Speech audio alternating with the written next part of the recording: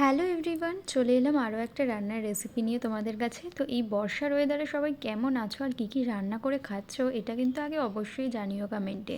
তো আজকে একদম নাম না জানা একটা সোয়াবিনের রেসিপি আমি শেয়ার করব। নাম না জানা বলছি কারণ আমি রেসিপিটা মামুনির থেকে শুনেছি। তো মামুনি করেছে, আমিও হেল্প করেছি, কিন্তু কী নাম সেটা মামুনিও জানে না, আমিও জানি না। তো রেসিপিটা রান্না করার জন্য প্রথমে সোয়াবিনটাকে ভালো করে সেদ্ধ করে নেওয়া হয়েছিল, আর ছোলার ডালটাকেও মোটামুটি ভালো করে সেদ্ধ করে নেওয়া হয়েছিল। আর এখানে রেখেছিল পেঁয়াজ কুচি, কাজু বাদাম, টমেটো কুচি, আর গোটা কয়েকটা পেঁয়াজ, আর কয়েকটা রসুন। এইগুলোকে প্রত্যেকটাকেই সাদা তেলে ভালো করে গোটা অবস্থাতেই ভালো করে ভেজে নিতে হবে।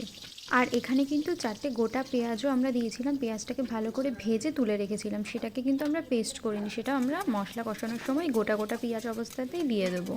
ভালো করে ভাজা হয়ে গেলে ওগুলোকে তুলে নিতে হবে, দেন সেদ্ধ করা সোয়াবিনটাকে নুন হলুদ দিয়ে আরেকটুখানি ভেজে নিতে হবে। আর ততক্ষণে ওই যে মশলাটা করা হয়েছিল সেটাকে ঠান্ডা করে নিয়ে মিক্সিতে ভালো করে একটা পেস্ট বানিয়ে নিতে হবে। আর তার মধ্যে কিন্তু লঙ্কার গুঁড়ো আর কাঁচা লঙ্কা আর এখানে জিরের গুঁড়ো দিয়েছিলাম। এই যে পেস্ট করা হয়ে গেছে, এবার তেলের মধ্যে গোটা গরম মশলা আর তেজপাতা দিয়ে মশলাটাকে ভালো করে ফেলে একটু কষিয়ে নিয়ে তারপর সোয়াবিনগুলোকে দিয়ে দিয়েছিলাম, আর সামান্য পরিমাণ নুন দিয়েছিলাম, আর এখানে ছোলার ডালটাকে দিয়ে দিয়েছিলাম। দেন ভালো করে জিনিসটাকে কষিয়ে নিয়েছিলাম মশলাটাকে। আর তারপর এই গোটা পেঁয়াজগুলোকেও দিয়ে দিয়েছিলাম, তারপর একটু জল ঢেলে পরিমাণ মতন একটু চিনিও দিয়েছিলাম। আর এখানে ততক্ষণে আমি আমার কাজগুলো সেরে নিয়েছিলাম, এখানে কৌটোগুলো সব মুছে নিয়েছিলাম, আর সবার লাস্টে বাটার দিয়েছিলাম। তোমরা যেরকম গ্রেভি রাখবে তোমরা সেই পরিমাণ অনুযায়ী জল দেবে। আমরা একটু হালকা হালকাই থকথকে ব্যাপারটা রাখতে চেয়েছিলাম।